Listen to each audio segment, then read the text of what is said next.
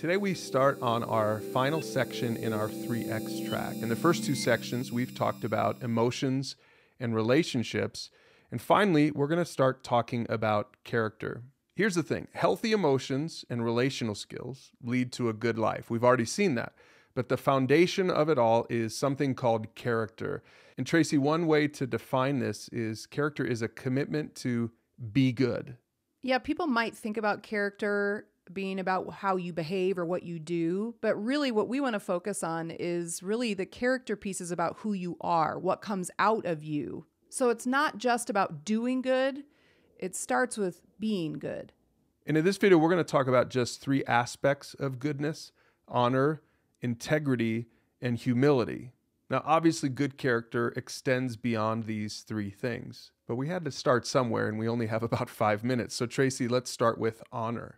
An honorable person believes in doing the right thing, and they put the good of others above their own preferences. So we recognize that some people might have a different view of what's right. Some people might be influenced by religious beliefs in this context, but we think that the idea of honor is something universal, that we can typically identify when someone's being honorable or when somebody's doing something that's dishonoring. I think the second statement can help to summarize this idea of honor best. And it's just simply this, that a person who's honorable puts the good of others above their own preferences, because that really speaks to selfishness, right? I think something that's opposite of honor or doing something that's honorable is being selfish, that you're only thinking about yourself, what's good for you, and you're not thinking about the greater good for others. Now, in a minute, you'll have a chance to talk about your own concept of right and wrong, your own concept of honor. But for now, let's move to the second thing, and that's integrity. Acting with integrity means being one and the same person everywhere you are. So Tracy, it's about being real without being a real jerk. Are you one way in a certain group and act another way, maybe at home?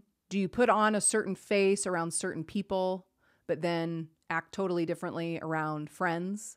A person of integrity is going to be the same person no matter the context, no matter who they're around. Because integrity comes from that word integer, which means one. So you aren't multiple people that you pull from depending on the context. You're just one person, one and the same. Now, I like to think of integrity as the good side of authenticity. You know, you can be authentic and be a bad person, or you can be authentic everywhere you are and have integrity. So it's not just about being real, because we all know people who are real jerks. It's about being good and honorable and being that person everywhere you are.